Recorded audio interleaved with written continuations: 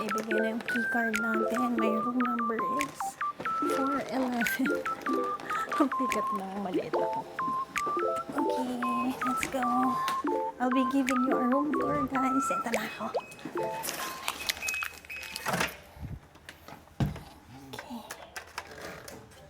Okay. Wow.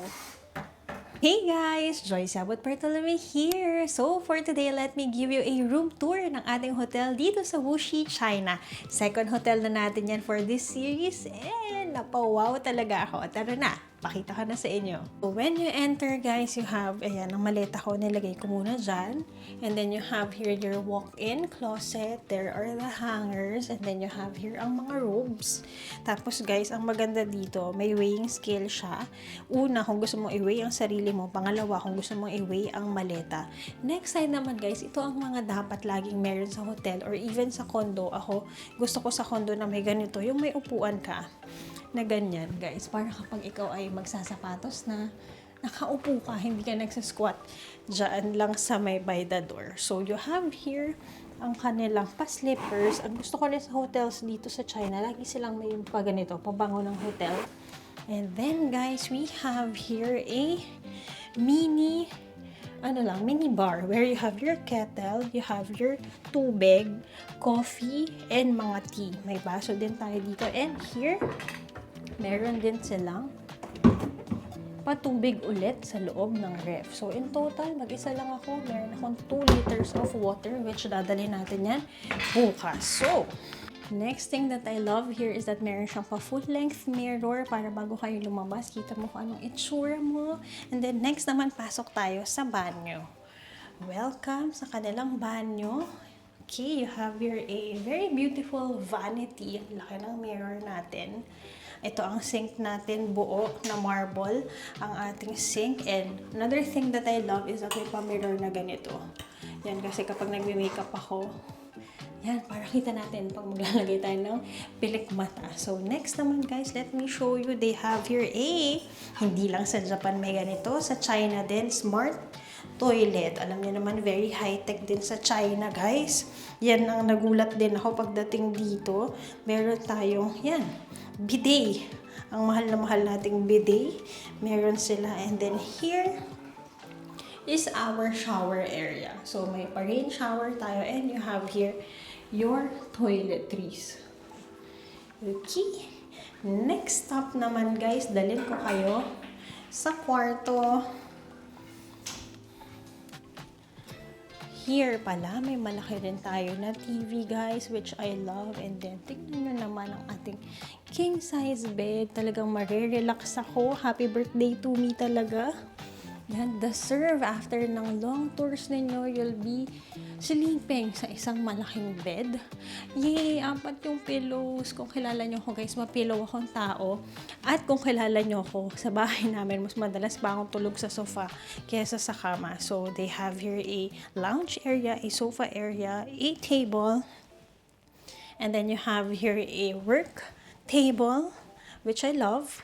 And then guys, automatic ang kanilang kortina, pero hindi ko makita. Ayan o. Diba, biglang automatic siya. Hindi ko kasi makita kung nasaan ba yung pindutan kasi wala. Pero sockets guys, which I love, ang daming saksakan, kaliwat kanan. Ipakita ko sa inyo. Wala lang tayong makita na view ngayon dahil gabi na. Bukas, I'll show you bago tayo mag-breakfast. So, yan. Sockets are here. So, ito na nga. I-chika ko na sa inyo guys kung anong pangalan ng hotel na ito. I-recommend ko ba siya? Let's go! So, diba? May pa-tripod kasi akong dala. Gusto niya yun? So, yan guys. We are staying here at Wuxi, China.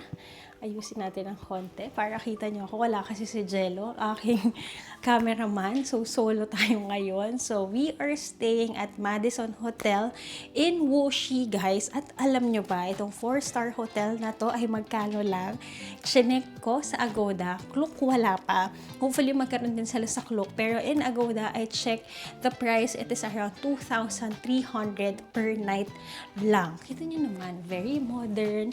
Excited akong makita even yan, their breakfast area. So, tomorrow, yan ang ipapakita ko sa inyo.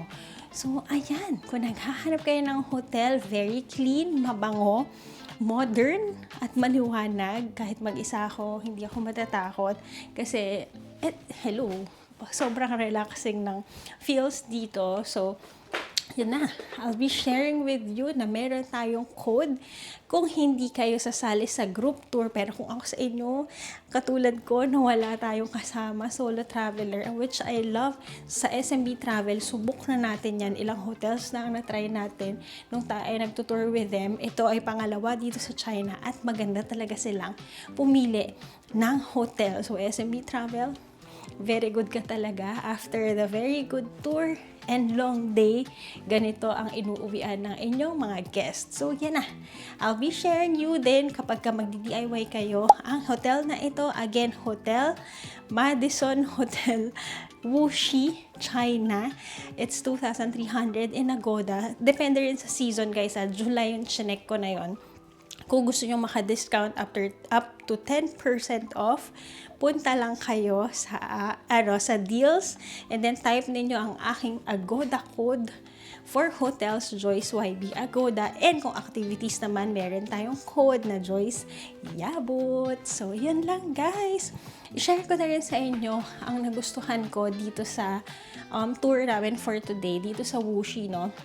Kaninang umaga nandun tayo sa may Shanghai, which pinuntahan natin yung mga sikat na areas. Pero dito sa Wuxi, what I love, meron silang parang theme park-ish siya, na alam nyo ba, lahat ng mga tao na nagsistay doon at nagtatrabaho doon ay within the area lang. So, anong ibig sabihin? Meron silang jobs for their residents and citizens na mapapasa na all ka na lang talaga. So, yun. Kung gusto nyong makita, dahil malaki ang mundo, guys, mag-travel kayo. I highly encourage you to travel para alam at nakikita ninyo kung ano ba ang deserve natin. Pag-pray natin na sana sa atin din ay magkaganito. Gumanda din ang mga means of jobs and gumanda din ang tourism. So, yun lang.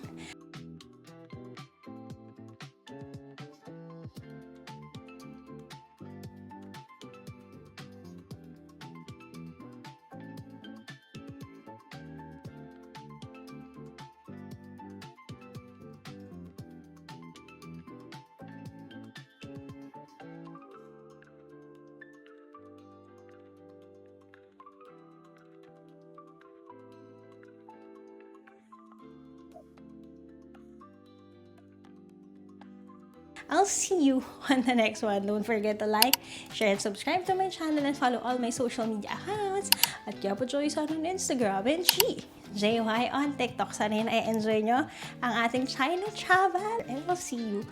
Bye! God bless you all. Thank you po.